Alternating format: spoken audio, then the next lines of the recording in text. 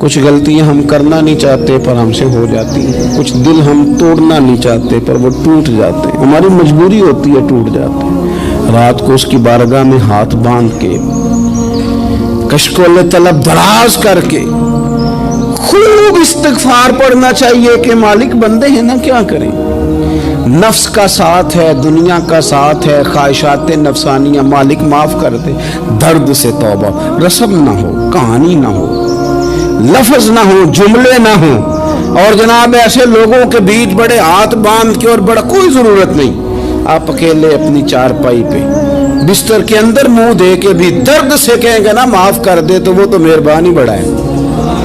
بندہ کوئی ناراض ہو جائے تو ہمیں کوئی نہیں نیند آتی، اس کے گھر چلے جاتے ہیں۔ ہم اپنے سارے رشتوں کو، تعلقات کو مینٹین کر کے رکھنے کے عادی ہیں، ہمیں پتہ ہے کہ وہاں میں نہیں جا سکا تو بیٹا بھیجتا ہوں، فلاں شادی پہ میں نہیں جا سکا تو بھتیجا بھیجتا ہوں، بھائی بھیجتا ہوں، ہر تعلق کا ہم نے خیال رکھا کوئی روٹھ نہ جائے۔ لیکن کمال ہے نا، یہ نہیں سوچا کہ اگر رب روٹھ گیا تو جب وہ روٹھ جائے نا تو سارے رشتے بھی بندے کے پاس موجود ہوں تو کوئی کرامت نہیں ہوتا، پھر کروڑوں روپیہ جیب میں ہوں تو ڈاکٹروں کی دوائیاں اثر نہیں کرتی۔ وہ روٹھ جائے تو پھر انسان اس طرح سے پھسلتا ہے کہ بڑے بڑے اس کے پاس دروازے ہوتے ہیں پر کسی جگہ اس کا ہاتھ نہیں لگتا۔ خدا را خیال کریں، دنیا روٹتی ہے تو روٹھ جائے، رب رسول ناراض نہ ہونے پائے، اس کا خیال کریں۔ حضور فرماتے ہیں مسکراتا ہے، اسے خوشی ہوتی ہے جب کوئی اس کا بندہ اس کی طرف رجوع کرتا ہے۔ آپ دیکھیں نا، سارے ڈاکٹروں نے کہہ دیا کہ اس کے تو گردے، معدہ، جگر ہر چیز ختم ہے، گھر لے جاؤ، خدمت کرو، ہر طرف پریشانی ہے۔ وہ بندہ بھی سمجھ گیا ہے کہ آخری وقت آ گیا، کل جاؤں پرسوں جاؤں، تیاری ہو گئی، سب لوگ آ گئے، باہر والے بھی آ گئے، یہ ماحول ایک عجیب رنگ اختیار کر گیا۔ اچانک ایک ڈاکٹر نے آ کے کہا نہیں نہیں غلطی لگ گئی تھی۔ مجھے بتائیے انداز کیا ہوتا ہے؟ بغیر دوائی کے بندہ اٹھ کے کھڑا نہیں ہو جاتا، او میں تو بچ گیا ہوں۔ میرے نبی پاک صلی اللہ علیہ وسلم مثال دیتے ہیں، فرمایا ایک آدمی صحرا میں جا رہا، صحابہ سے حضور خطاب کر رہے ہیں، فرمایا ایک آدمی صحرا میں جا رہا تھا، اس نے اپنی اونٹنی پہ کھانا، پانی، پیسے، ہر چیز رکھی ہوئی تھی، صحرا تھا بہت بڑا، درمیان صحرا کے گیا تو تھوڑا سا سستانے کے لیے، آرام کرنے کے لیے اونٹنی سے نیچے اترا۔ اب اس نے اونٹنی کی لگام، اونٹنی کی نکیل اپنے سرہانے کے نیچے رکھی، ہاتھ کے ساتھ پکڑی اور سو گیا۔ تھوڑی ہی دیر کے بعد جب اس کی آنکھ کھلی تو دیکھا اونٹنی غائب ہے۔ صحرا میں وہ پیدل نہ آگے جا سکتا ہے، نہ پیچھے جا سکتا ہے، نہ دائیں نہ بائیں، کھانے کو روٹی نہیں، پینے کو پانی کا قطرہ نہیں، تھوڑا ادھر بھاگا ادھر بھاگا، تھک گیا۔ کریم محبوب فرماتے ہیں وہ پوری طرح نڈھال ہو گیا اور مایوس ہو گیا، معاذ اللہ، مایوس ہو کے دوبارہ اسی جگہ آ کے لیٹ گیا جہاں پہلے لیٹا تھا، انتظار کرنے لگا کہ اب موت ہی آئے گی، آخری وقت ہے، اب نہ میں پیدل یہ صحرا کراس کر سکتا ہوں، نہ پیچھے جا سکتا ہوں، نہ کھانا ہے نہ پانی ہے، سوائے موت کے کوئی سہارا نہیں۔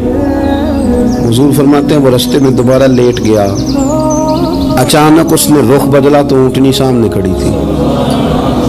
حضور نے صحابہ سے پوچھا بتاؤ نا اسے بھلا کتنی کو خوشی ہوگی؟ یا رسول اللہ جسے نئی زندگی مل گئی ہے۔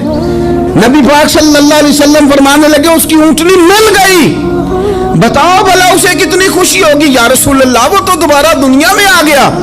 حضور فرمانے لگے اسے کچھ بھی خوشی نہیں ہوئی۔ جب کوئی رب کا گناہ گار بندہ آ کے توبہ کرتا ہے، رب کو اس سے کئی گنا زیادہ خوشی ہوتی ہے۔ میرا بندہ آ گیا ہے، میرا بندہ آ گیا ہے، میرے گھر آ گیا، اس نے آنسو بہائے ہیں، اس نے کہا اللہ میں تیرا ہی ہوں، تیرا ہی رزق کھاتا ہوں، تیری ہی زمین پہ رہتا ہوں، تیرے نام سے میری سانسیں چلتی ہیں۔ وہ آ گیا، فرمایا اس اونٹنی والے سے زیادہ رب کو خوشی ہوتی ہے جب گناہ گار آ کے توبہ کرتا ہے۔ گناہ گاروں کے آنسو اس کی بارگاہ میں بڑے مقبول ہیں، لیکن ہم رسم ادا کرتے ہیں، توبہ نہیں کرتے، ہم اپنے آپ کے ساتھ دھوکہ کرتے ہیں، جھوٹ بولتے ہیں، ہم نہ گناہ گاروں پر بھی فتویٰ دینے میں جلدی کرتے ہیں اور نیکی پر بشارت دینے میں بھی جلدی کرتے ہیں، حالانکہ یہ ہماری ذمہ داری نہیں۔ پتہ نہیں اللہ تعالیٰ کس کو کب توفیق توبہ دے کے اپنے قریب کر لے، لیکن بڑی جلدی ہے۔ बड़ी जल्दी फतवा देने में। और ये फतवा सिर्फ मुफ्तियों का नहीं रह गया, ये मेरी तरह के आपकी तरह के ढेरों लोग हैं जिन्होंने जेब में फतवे डाले हुए। भाई आपने क्यों जिम्मेदारी ले ली है जन्नत में दाखिल करने की और निकालने की? ये तो मेरे रब करीम का करम है, वो जिसको चाहे जब चाहे जितना चाहे अता करे। लेकिन कुछ लोग ना बड़े पक्के हो गए हैं कि शायद जो मैं सोच रहा हूं वही दुरुस्त है। कभी कभी कुछ चीजें अजीब भी होती हैं, लिहाजा खुदा की रहमत पर भरोसा करके बात करनी चाहिए। अपनी मर्जी के फतवे नहीं दागने चाहिए। वो देखो जी फलाना बंदा यूं कर रहा है, आपको पता ही नहीं पूरी बात का, आपको इल्म ही नहीं पूरी बात का। हजरत बाउलक नक्शबंद बुखारी रहमतुल्लाह अलैह फरमाते, मैं हज करने गया तो वहां मैंने एक आदमी को करोड़ों का कारोबार करते देखा, तो मेरे दिल में ख्याल है यहाँ भी अल्लाह अल्लाह करनी चाहिए थी, दुनियादारी कर रहा है। लेकिन फरमाते हैं हज से फारिग हुए तो मैंने देखा वही बंदा सारा कुछ रब की बारगाह में खैरात कर रहा है, और सैकड़ों गरीब हाजी हैं जिनको पूरे पूरे खर्चे दे रहा है। तो मैंने वही अपनी सोच से तौबा की कि मैं कहाँ था।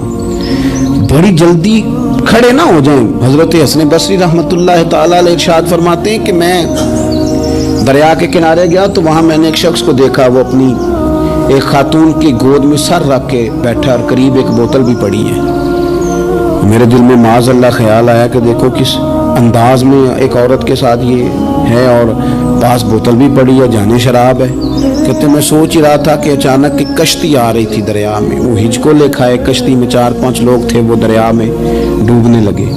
वो आदमी तेजी से उठा, दरिया में छलांग लगाई, पहले एक को निकाला, फिर दूसरा निकाला, फिर तीसरा निकाला, एक बंदा रह गया। कहने लगा हुजूर मुझे तो आपने गुनहगार समझा है, मैं तो बड़े गलत अंदाज में यहाँ बैठा हूँ, आपने जो सोचा चलेंगे चौथा बंदा आप निकालना है।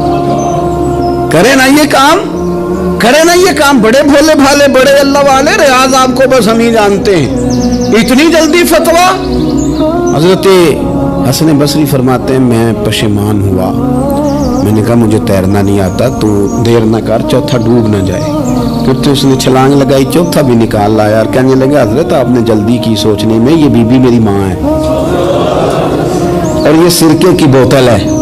हम माँ बेटे का ये मशगला है कि ये वो जगह है जहाँ आके लोग मुसाफिर उतरते हैं और यहाँ से किसी का घर 100 मील है, किसी का 200 मील है। हम सुबह सिरका खजूरें रोटियां लेके यहाँ आते हैं, मुसाफिरों की नौकरी करते हैं, कोई परेशान हो तो मदद करते हैं। हजरत ख्वाजा हसन बसरी फरमाते हैं मैंने माफी मांगी, उनसे भी मांगी, रब से भी मांगी। उन्होंने मांग ली ना बुजुर्ग थे, पर हमको नहीं तैयार मांगने को।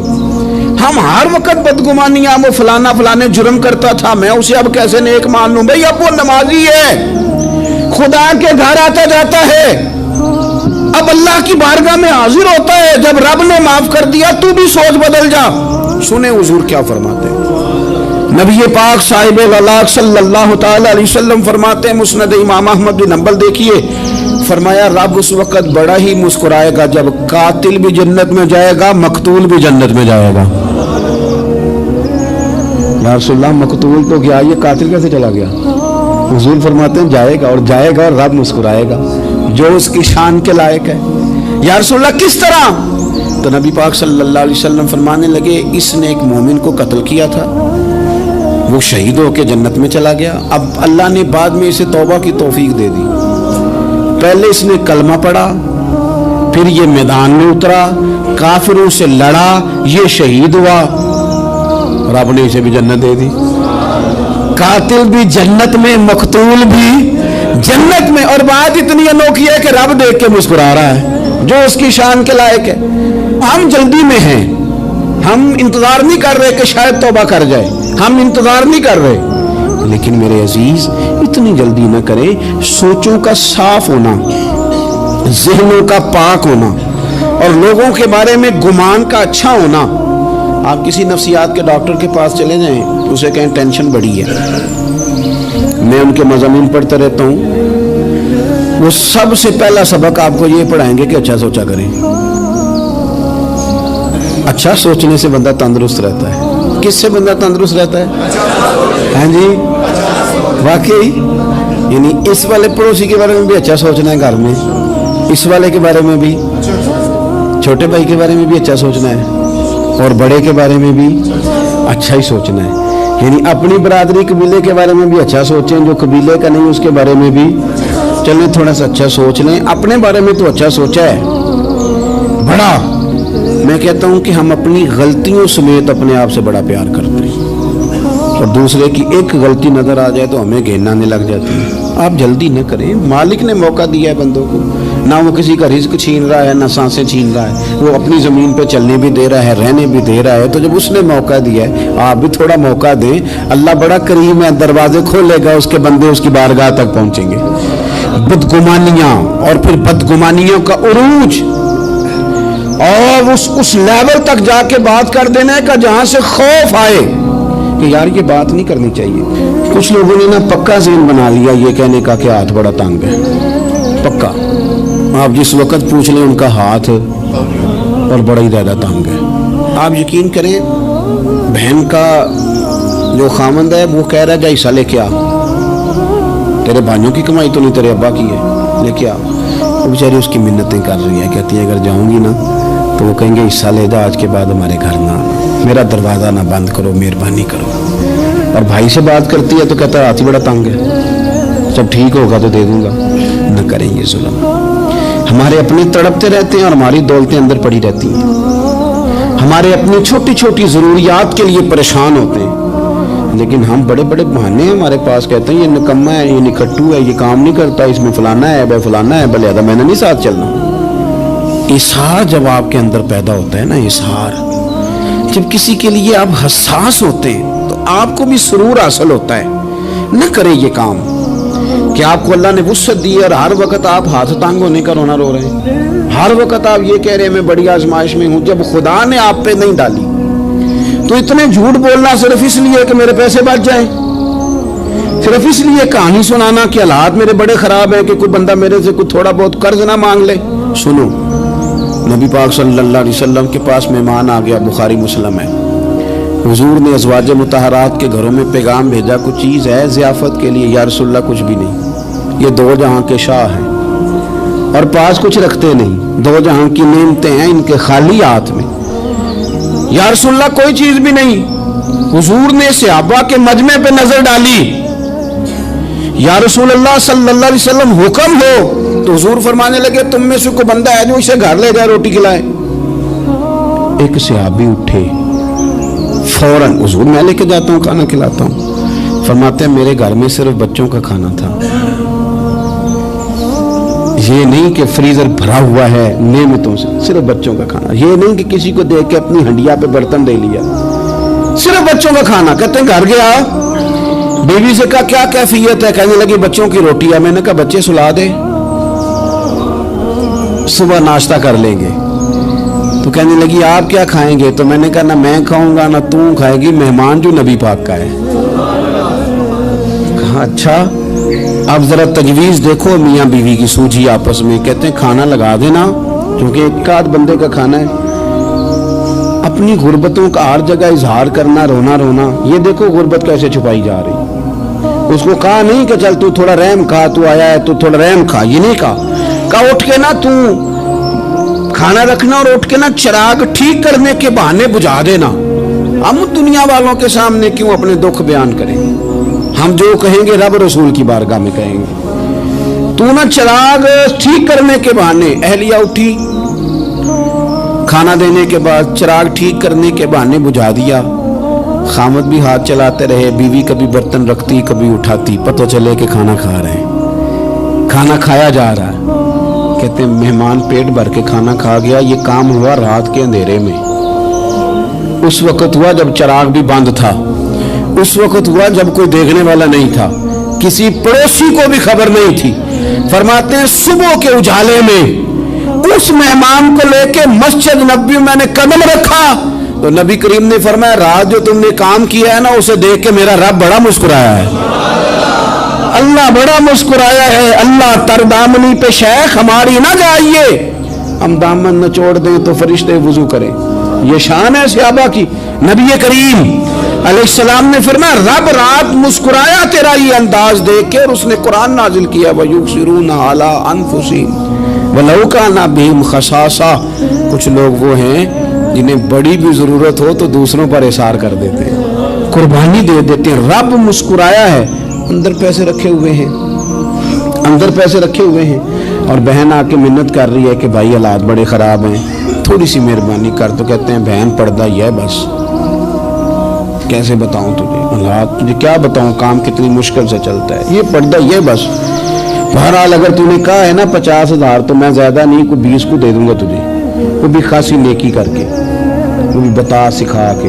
रात अम्मा पे लहदा से एहसान चढ़ाऊंगा, अब्बा पे लहदा से चढ़ाऊंगा कि तुम्हारी बेटी के साथ ताबन करना, सारे इलाके को वैसे ही बताऊंगा। और वो गरीबनी बेचारी 20,000 लेके घर गई है, तो सिफारिशें कर रही है कि मेहरबानी करो। मैंने ऐसे भी देखे हैं जो पहले बीवी को पकड़ाते हैं, तू दे, इसलिए कि फिर वजीर आजम तो डंडा निकाल लेगा, तो बड़ा मुश्किल हो जाएगा फिर घर में रहना, लिहाजा वो ये तू आगे लग।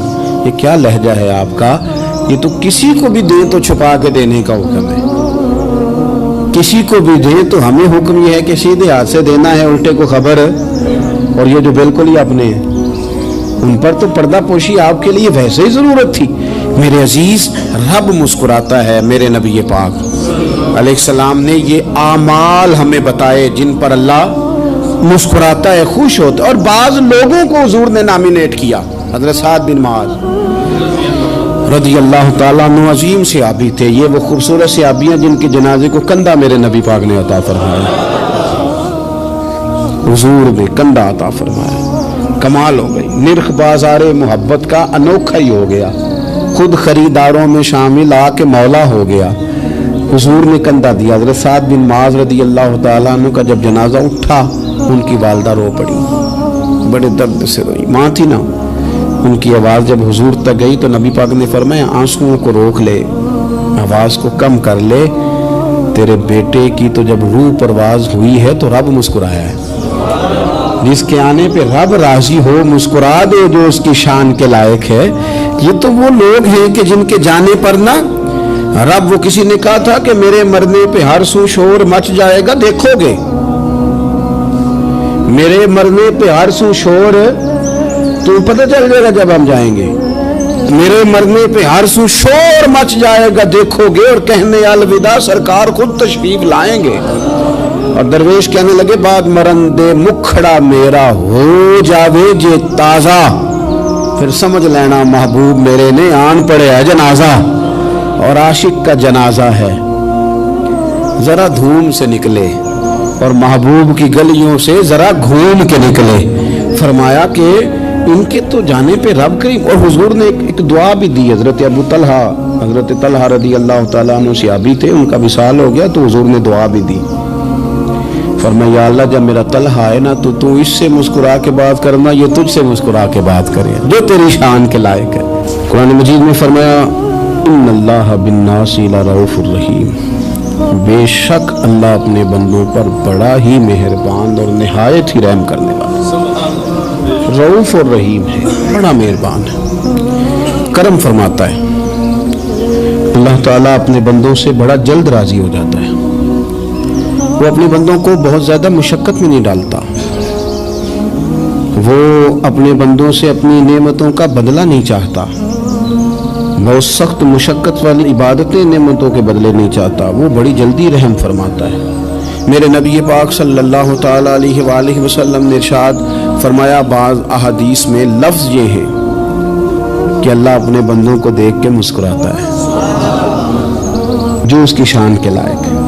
जिस तरतीब से हम मुस्कुराते हैं, जिस तरतीब से हम रोते हैं, जिस तरतीब से हम किसी बात का इज़हार तशक्कुर करते हैं, खुदा इन बातों से पाक है।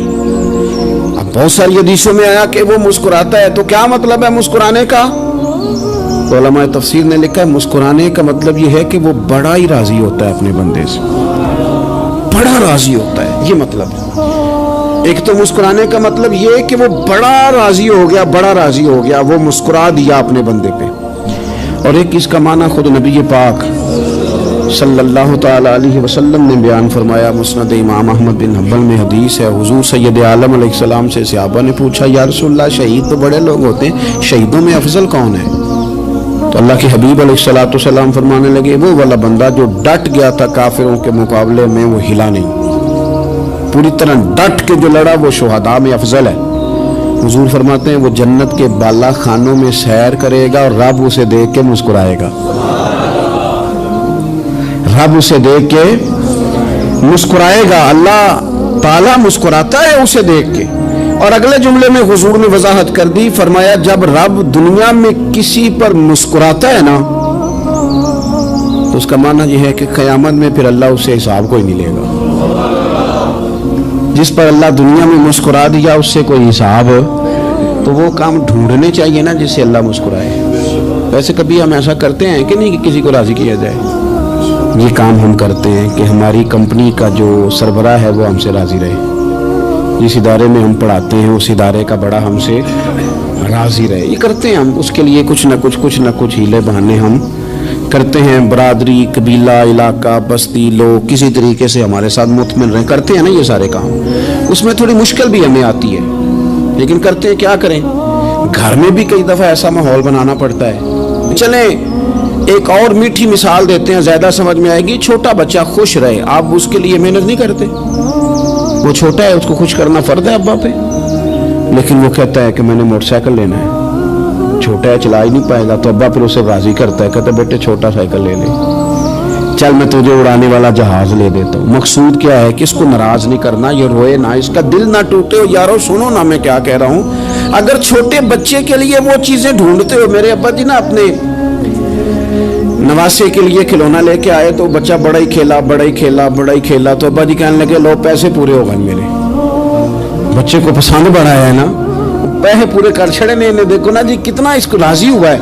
تو انسان کیا کرتا ہے کہ کوشش کرتا ہے, چھوٹا بچہ بھی ناراض نہ ہو تو وہ چیزیں وہ ڈھونڈتا ہے کہ اس کو کیا پسند ہے. چاکلیٹ لے جاؤں, فلاں چیز لے جاؤں, آئس کریم لے جاؤں. تو ایک بچے کے لیے, گھر کے لیے, سربراہ کے لیے اتنی محنت کرتے ہو, تو وہ کام بھی ہمیں ڈھونڈ کے تلاش کرنے چاہیے نا جس سے رب راضی ہوتا ہے, اللہ راضی ہوتا ہے. بتاؤں وہ کون کون سے کام ہیں؟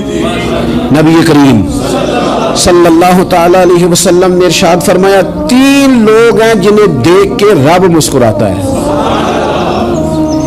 یا رسول اللہ صلی اللہ علیہ وسلم وہ کون کون سے؟ تو محبوب فرمانے لگے ایک وہ بندہ ساری مخلوق سوئی ہے, آدھی رات ہے, رات کا پچھلا پہر ہے, اس نے اٹھ کے وضو کر لیا, مصلی پہ کھڑا ہو گیا خدا کی یاد میں. فرمایا اسے دیکھ کے رب مسکراتا ہے جو اس کی شان کے لائق ہے. مسکراتا ہے اللہ. یہ تو سونے کا ٹائم تھا, یہ تو گہری نیند آنے کا وقت تھا, رات کا پچھلا پہر. رات پوے تے بے درداں نو نیند پیاری آوے, تے درد منداں نو یاد سجن دی ستیاں وی آن جگاوے. اور ساون کی کالی راتوں میں جب بوندا باندی ہوتی ہے, وہ راتوں کو اٹھ روتے ہیں جب خلقت ساری سوتی ہے. اللہ مسکراتا ہے. اور سننا میرے بھائی, میرے نبی پاک صلی اللہ تعالی علیہ وسلم فرماتے ہیں جب مسلمان نماز کے لیے صفیں بناتے ہیں نا, ترتیب لگ رہی ہوتی ہے, اب اللہ کی بارگاہ میں کھڑے ہوں گے, قیام کریں گے, رکوع کریں گے, سجود کریں گے. فرمایا جب مومن صفیں بناتے ہیں تو رب دیکھ کے مسکراتا ہے, مسکراتا ہے. کمال ہو گئے عروج بندگی کا, جب بندے کو دیکھ کے رب مسکرائے. خدا بندے سے خود پوچھے بتا تیری رضا کیا ہے, مسکراتا ہے. اور میرے نبی پاک علیہ السلام فرماتے ہیں جب مجاہد جہاد کے لیے صفیں سیدھی کرتے ہیں, آج تو یہ رب کے نام پہ مرنے ہی آ گئے, یہ صفوں میں کھڑے ہوں گے, ترتیب سے لڑیں گے, ترتیب سے گلا کاٹیں گے کافروں کا یا شہادت لیں گے. فرمایا جب جہاد کے لوگ صفیں بناتے ہیں تو رب انہیں دیکھ کے مسکراتا ہے.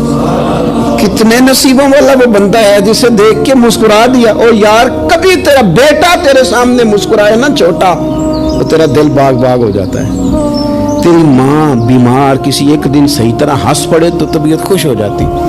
مجھے بتاؤ نا جس کا رب بھی اسے دیکھ کے ہنس پڑے, جو اس کی شان کے لائق ہے. کیا اس بندے کے نصیبیں ہیں, کیا اس کے مقدر ہیں. آپ اس مقام پر اپنے آپ کو لائیں. اب دیکھیں نا یہ حدیث آپ نے سن لی, اب ہم نے نا اس طرح صفیں نہیں بنانے جس طرح ساری دنیا. اب ذرا صفیں بھی شوق سے بنائیں گے, آپ ذرا تھوڑا سا شوق پیدا کریں گے. بھائی یہ تو میں وہ کام کرنے لگا ہوں جسے دیکھ کے رب مسکراتا ہے. نبی پاک صلی اللہ علیہ وسلم نے فرمایا جب کوئی بندہ توبہ کرتا ہے نا, ہم توبہ کا رٹا لگاتے ہیں, یا اللہ میری توبہ یا اللہ. اور توبہ کا تو مطلب یہ ہے کہ پچھلے گناہوں سے پکی توبہ, آج کے بعد یہ غلطی نہ کرنے کا پکا وعدہ. تو نے ساری شب برات رو کے گزاری ہے, بتا سویرے جھوٹ جوڑنے کا ارادہ ہے تیرا؟ آج کے بعد رشوت تو نہیں نہ لے گا, ملاوٹ تو نہیں نہ کرے گا, یہ توبہ ہے. اور اگر سارے کام اسی طرح کرنے تو پھر یہ توبہ کا رٹا ہے, جتنا مرضی لگاؤ. حضرت علی بن ربیعہ رضی اللہ تعالیٰ عنہ فرماتے ہیں میں مولا علی کے ساتھ تھا, مقام حرہ کی طرف جا رہے تھے, حضرت علی نے ہاتھ اٹھا کے دعا مانگی ہماری تعلیم کے لیے, ورنہ حضرت علی ہم صحابہ کو محفوظ عن الخطا تو مانتے ہیں نا. ہاتھ اٹھا کے کہا اے اللہ ہمارے گناہ بخش دے, تیرے علاوہ کوئی معاف کرنے والا نہیں. اور پھر حضرت علی آسمان کی طرف دیکھا اور دیکھ کے نا حضرت علی بن ربیعہ کو تو مسکرائے.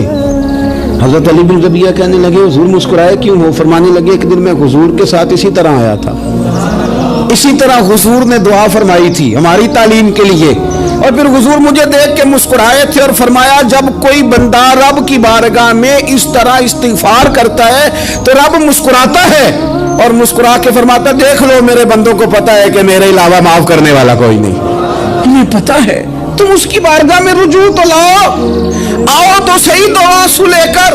اقبال کہتے ہیں کہ اسیر دشمن کی چاہ میں بھی, مخالفوں کی نگاہ میں بھی, امی ہے صادق ہے معتبر ہے, میرا پیغمبر عظیم تر ہے.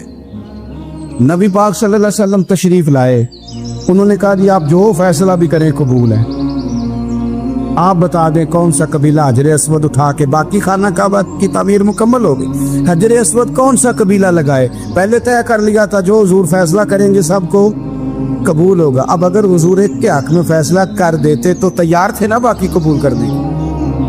اب وہ سارے قبیلے نظریں حضور پہ لگائیں, نتیجہ نکلنا ہے. یہ سمجھ لیں پاس فیل کا نہیں, فرسٹ سیکنڈ کا نتیجہ ہے. کس کو شہادت ملتی؟ ای شہادت بزور بازو نیز کس کو ملتی ہے؟ قربان جاؤں حضور کی حکمت پر, نبی پاک کے تدبر پر. اب ایک کو بھی اگر حضور کہتے تو لگا دے تو باقی وعدہ کر چکے تھے مانیں گے, پر یار پریشانی تو ہوتی ہے نا کہ ہم سیکنڈ آ گئے, تھرڈ آ گئے. اب یہ سب چاہ رہے تھے شہادت لینا, تو رسول پاک نے نا چادر بچھائی, حجر اسود اٹھا کے رکھا, فرمایا لڑو نا, سارے یہ ایک ایک کونے سے چادر پکڑ لو, قربان جائیں. سب نے اٹھا لیا اور اٹھا کے جگہ لے آئے جہاں نصب کرنا تھا. حضور نے اپنے دست مبارک سے پکڑا, وہاں لگا دیا. اب کوئی سب سے پوچھتا نا کس نے لگایا ہے, تو سب یہی سمجھتے تھے ہم نہیں لگایا ہے, اور آخری فیصلہ یہ تھا ہم سب نہیں لگایا ہے. یہ حکمت ہے رسول پاک کی. تیرے آگے ہے یوں دبے لچے فصحا عرب کے بڑے بڑے, کوئی جانے منہ میں زبان نہیں بلکہ جسم میں جان. نبی پاک علیہ السلام نے فرمایا جو نماز تم اپنے گھر کے اندر پڑھو گے ایک نماز کا اللہ تمہیں ثواب دے گا, جماعت کے ساتھ پڑھو گے تو 27 نمازوں کا ثواب. لیکن فرمایا وہی نماز اگر تم میری مسجد نبوی میں آ کے پڑھو گے تو اللہ 50,000 نمازوں کا ثواب عطا کرے گا, 50,000 نمازوں کا. اور مدینے والے حبیب فرمانے لگے وہی نماز اگر تم نے بیت اللہ میں آ کے پڑھی تو نماز ایک ہوگی, لیکن رب تمہیں 1,00,000 نماز کا ثواب عطا فرمائے.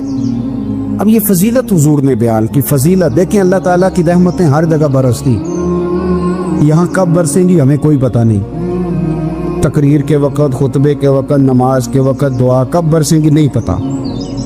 لیکن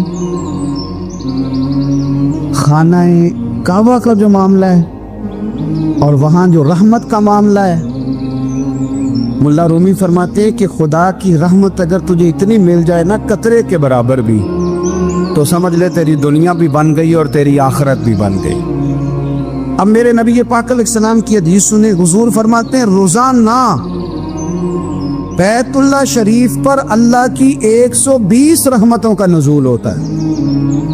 یا رسول اللہ کس وقت ہوتا ہے؟ فجر کے وقت, ظہر کے وقت, عصر کے وقت, طواف کے وقت, نماز کے وقت. کب؟ تو حضور نے طے کر کے بتایا. فرمایا 120 رحمتیں اللہ خانہ کعبہ پہ نازل فرماتے ہیں. یا رسول اللہ کب؟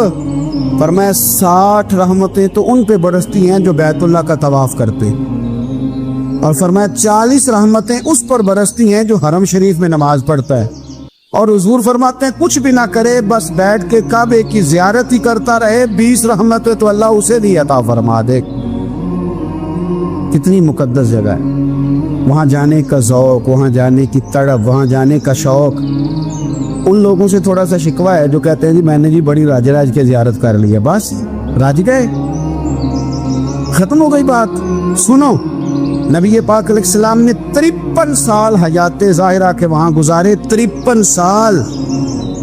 लेकिन जनाब सिद्दीक़ अकबर रज़ी अल्लाह ताला अन्हु फरमाते हैं, कुर्बान जाऊँ, जिस रात मेरे करीम महबूब अलैहिस्सलाम हिजरत की रात मक्का मुकरमा से निकल रहे थे तो हुजूर पलट पलट के बैतुल्लाह को देखते, हुजूर पलट पलट के देखते थे। और फिर मेरे महबूब करीम अलैहिस्सलाम ने पलट के काबे की तरफ देख के फरमाया, बैतुल्लाह तो मुझे बड़ा ही प्यारा है, तू मुझे बड़ा ही प्यारा है, ए शहर मक्का तो मुझे बड़ा ही प्यारा है। फरमाया अगर मेरी कौम मुझे परेशान न करती मैं तुझे कभी छोड़ के न जाता। 53 साल रहने के बावजूद भी हुजूर का बैतुल्लाह से प्यार, नबी पाक की उस शहर के साथ वाबस्तगी, वो दिलचस्पी, वो ज़ौक़, वो शौक, वो कैफियत, क्यों मान पड़ते जा रहे हैं हमारे जज्बे। हमारे सियासत की बातें रोज़ होने लगी हैं, बहसों की बातें रोज़ होती, लेकिन अपना इश्क मजबूत करने की बात, आप यकीन करें ये जो इश्क होता है ये बंदे को आज़ाद कर देता है, ये बंदे को इश्क आज़ाद कर देता है। आला हज़रत फरमाते हैं, ए इश्क तेरे सदके जलने से छुटे सस्ते, जो आग बुझा देगी वो आग लगाई है। और अल्लामा इकबाल कहने लगे, इकबाल समझाते हैं, वो कहते हैं बुझी इश्क की आग अंधेर है, अब मुसलमान नहीं अब खाक का ढेर है। कहते हैं बगैर इश्क के ना कोई काम भी, नमाज भी बगैर इश्क के पढ़ी जाती है तो कोई मज़ा ही नहीं देती, बंदे कहते हैं दिल ही नहीं लगता। पीरी मुरीदी है बगैर इश्क के, ऐसी बार रस्म ही है, ठीक है गुजारा चल रहा है। कुरान शरीफ की तिलावत है तो बगैर इश्क के कैसे कैफियत चलेंगी। अल्लाह रसूल के साथ प्यार है तो कोई दिलचस्पी नहीं, कोई शौक नहीं, कोई कैफियत। आप यकीन करें कुछ बंदों पे बंदे को तड़प आ जाती है, शौक आ जाता है, यार ये इसको कैसे निकालें, ये किस तरह का प्यार करते हैं। आके बैठा रहता है, चुप करके बैठा रहता है, कहता है जी कोई काम नहीं, बस 10 मिनट मिलना है। बंदे को उस बंदे पर वैसे ही प्यार आ जाता है। कुछ ऐसे संगी होते हैं जो आस्थानों पे 10-10 चक्कर लगा के आते, शिकवा नहीं करते कि मैं 100 दफ़ा भी आया हूँ, फलाने हजरत मिले नहीं। वो वारफ्तगी है, वो शौक है हमारा। जब तक अल्लाह रसूल के साथ रिश्ता इश्क का था, प्यार का था, ज़ौक़ का था, दर्द का था, खुलूस का था, आप यकीन करें तबीयतें जमी हुई थी। नबी पाक ने ना हमें तकलीफ में रह के प्यार करने का दर्स दिया। बुखारी मुस्लिम में हदीस है, हुजूर अपने मदीने की शान बयान करने लगे। हुजूर फरमाने लगे, महबूब फरमाते हैं यमन फतह होगा तो वहाँ खेत अच्छे होंगे, खलियान अच्छे होंगे, कारोबार अच्छे होंगे, तो कुछ लोग मदीने वाले वहाँ जाके रहने लग जाएंगे, आबाद हो जाएंगे। लेकिन हुजूर फरमाते अल मदीना तो खैरुल लहुम लौ कानू यअलमून। बात को समझना, फरमाया कि वहाँ खेत खलियान अच्छे हैं, उनका कारोबार वहाँ ज़्यादा चलेगा। लेकिन रसूल करीम ने फरमाया मदीना ही उनके लिए बेहतर था, काश वो इस बात को जान लेते। फरमाया फिर इराक फतह होगा तो वहाँ भी कुछ लोग चले जाएंगे, कारोबार उनका अच्छा चल जाएगा, वहाँ रहने लगेंगे। लेकिन फरमाया मदीना तो खैरुल लहुम लौ कानू यअलमून। फरमाया मदीना ही उनके लिए बेहतर था, काश वो समझ लेते। और मेरे नबी पाक अलैहिस्सलाम ने फरमाया जो मदीने में डटे रहेंगे और मदीने की तकलीफ़ों पर सब्र करेंगे, अज़ियतों पर सब्र करेंगे, फरमाया अगर वो गुनाहगार होंगे मदीने में रहने वाले तो मैं क़यामत में उनकी सिफारिश करूँगा, और अगर नेकोकार होंगे तो मैं अल्लाह की बारगाह में उनकी नेकियों पर गवाह बन जाऊँगा, वया मैं उनके साथ रहूँगा। मदीने के साथ नबी पाक की जो मोहब्बत है, हुजूर का जो प्यार है। जिस रात मेरे नबी पाक सल्लल्लाहु अलैहि वसल्लम मक्का मुकरमा से निकल रहे थे ना मदीना तैयबा जाने के लिए, तो हुजूर ने दुआ फरमाई, कहा ए अल्लाह तूने मुझे उस शहर से निकाला जो मुझे बड़ा ही प्यारा था। ए अल्लाह यहाँ बड़ी यादें थी, बड़ा प्यार था, तूने वहाँ से निकाला जो मुझे बड़ा प्यारा था। ए अल्लाह अब तू मुझे उस शहर में दाखिल फरमा जो तुझे बड़ा प्यारा है, वहाँ दाखिल फरमा जो तुझे बड़ा प्यारा है। मदीना तैयबा के लिए नबी पाक ने दुआ फरमाई, कहा है अल्लाह तेरे नबी इब्राहीम अलैहिस्सलाम ने मक्के के लिए दुआ की थी, मैं मदीने के लिए दुआ कर, अल्लाह मदीने में दुगनी बरकत अता फरमा। अल्लाह के महबूब अलैहिस्सलाम की ख़ास दिलचस्पियाँ मदीना तैयबा के साथ। मदीने वालों ने ना हुक्मरानी नहीं की, तो हुजूर ने पहले कह दिया था खलीफा कुरैश में से होगा, लेकिन हुक्मरानी नहीं की। غلامی کی، مدینے والوں نے نبی پاک کے دروازے کی گدائی کی، مدینے والے ہر میدان میں حضور کے سامنے کھڑے ہوئے دشمن کے مقابلے میں، مدینے والوں نے پیار کیا۔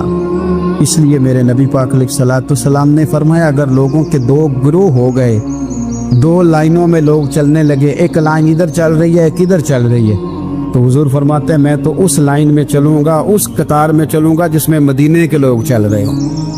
انصار مدینہ کے ساتھ حضور کا پیار، اس شہر کے ساتھ حضور کی دلچسپیاں، پیار دیکھیں نا، بندہ جب اپنے گھر واپس لوٹ کے آتا ہے تو شوق ہوتا ہے ذرا جلدی سے نا گھر پہنچ جاؤں، ذرا تھوڑا جلدی چلا جاؤں۔ کئی سفر سے آئے، صحابہ فرماتے ہیں کہ جب نبی پاک کسی جنگ سے، جہاد سے، سفر سے لوٹتے، مدینے کی عمارتیں نظر آتی تو گھوڑا تیز کر لیتے، اپنے اندر نا یہ ذوق پیدا کریں، یہ پیار پیدا کریں۔ آپ یقین کریں کوئی ٹھنڈے ٹھنڈے مسلمان، وہ کوئی کیفیت نہیں، صبح سے شام تک میں دوستوں سے کہا کرتا ہوں الحمدللہ کبھی ایک آیت پڑھ لینا قرآن پاک کی ترجمہ اور تفسیر کے ساتھ تو سارا دن وہ گھومتی رہتی ہے دماغ میں، رات کو اس کا ذائقہ رہتا ہے روح میں۔ تو جب میں اور آپ سارا دن پڑھیں، سیاست کریں، سیاست سنائیں، کہانیاں کریں، غیبتیں، پھر دماغ میں الٹے سیدھے خیالات ہی آنے ہیں۔ تو اگر صبح اٹھتے ہی سب سے پہلے مدینے والے کی ایک نعت سنی جائے اور شام کو سوتے وقت بھی ایک نعت سنی جائے، ایک نعت نعمتیں بانٹتا جس سمت وہ ذیشان گیا، اس طرف منشی رحمت کا قلم دان گیا، تجھے جانا تجھے مانا نہ رکھا غیر سے کام، للہ الحمد میں دنیا سے مسلمان گیا۔ تو اگر یہ ذوق بنا لیا جائے تو انشاءاللہ رات کو بھی آپ کو نا مدینہ ہی نظر آئے گا، انشاءاللہ خواب میں بھی آپ ٹکٹنگ کرا رہے ہوں، آپ ویزا ہی لگوا رہے ہوں گے، لیکن شرط یہ ہے کہ وہ کیفیت ہو، وہ پریم ہو، وہ پیار ہو۔